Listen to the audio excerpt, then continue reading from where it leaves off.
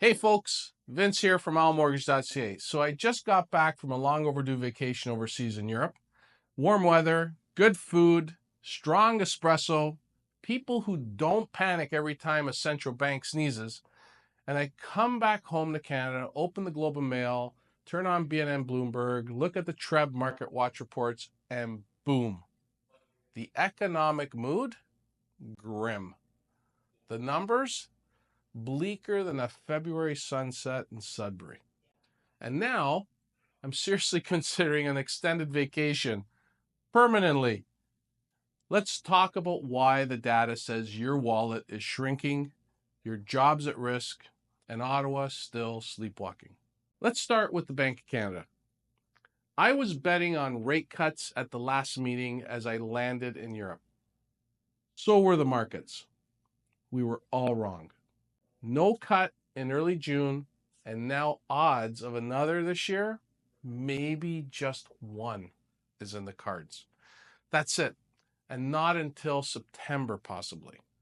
Why the pause? Because GDP came in hot in the first quarter. But let's actually look at why. There wasn't any real economic strength. It was businesses stockpiling inventory ahead of the tariff threats. GDP looked strong only because companies panicked and front-loaded supply chains. Final domestic demand, the stuff Canadians actually buy, declined. Yes, we grew the economy by hoarding pallets of goods, not by building wealth which grows countries. It's the economic equivalent of stress eating. It looks like action, but feels like survival. As for jobs data, even worse. StatsCan has two job reports. The one they shout from the rooftops, 8,800 jobs added in May, and the one that quietly whispers, 54,000 jobs lost in March, 40,000 gone in February. That's the payroll data, and it's way more accurate. Let's stop the spin. We're not creating jobs. We're bleeding full-time employment while pretending we're not in a recession. AI tools are replacing service workers, whether you want to believe it or not. It's happening. Even yours truly uses an AI assistant whose name is Elizabeth. The result? Consumer confidence in Canada remains fragile, and any optimism you feel is probably just caffeine. Next up, the consumer cash flow crisis. Real estate inventory is soaring across GTA. Over 30,000 homes for sale, up 42% year over year. The highest level since the 90s. Yet housing prices ticked up. Not because the market's recovering, but because lower priced condos have dropped off, skewing the average price of homes sold. The actual resale price trend, it's still down. And mortgage delinquencies? Grinding higher. We're also seeing record high power sale listings in Toronto. Translation? People can't keep up with payments. The dam is starting to leak. Let's zoom out.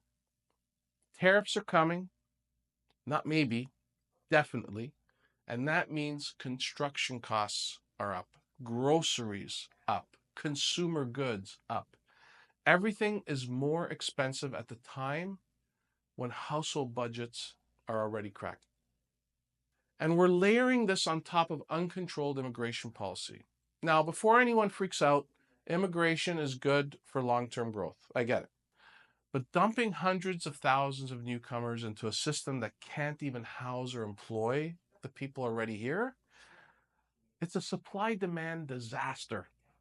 More people, same number of homes, fewer full-time jobs, wages flatlined. It's a perfect storm of policy malpractice and market inertia. Let's break it down in real terms. Toronto's unemployment just broke above 9%, the highest since 2012 if you exclude COVID.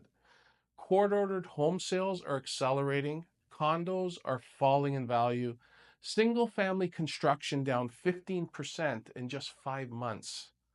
We're building fewer homes while telling people to rent forever. And let me add this. In Toronto, 14,000 out of 22,000 new listings were vacant. That's almost 2/3 of new listings empty. That's a story in itself. What happens when renewals come due at 5, 6% plus and jobs aren't there? Answer, the quiet capitulation phase begins. So yeah, the espresso was better in Italy, but so was the macro data, although some would argue otherwise.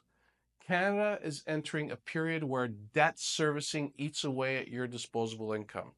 Wage growth is non-existent. Home ownership is a dream, not a goal anymore. This isn't a housing crisis anymore. It's a household solvency crisis. If you're feeling the squeeze, you're not imagining it. And if you're wondering if anyone, Ottawa, Queen's Park, or City Hall is going to fix it, let's just say I wouldn't bet your variable rate mortgage on it. I got back from vacation to find out that the city of Toronto ordered electric ferries without any charging stations. Absolutely incredible to think we compensate these councillors and city workers for this output.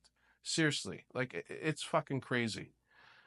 Anyway, smash that like button if you think someone needs to wake up our policymakers. Drop a comment. What's making you consider leaving Canada or staying and fighting for it? Share this with someone who thinks things are stabilizing. I'm Vince Gaetano from OwlMortgage.ca. Thanks for listening, and remember, the Wise Old Owl is here to help you navigate through the noise and provide insight to the financial chaos in the current environment.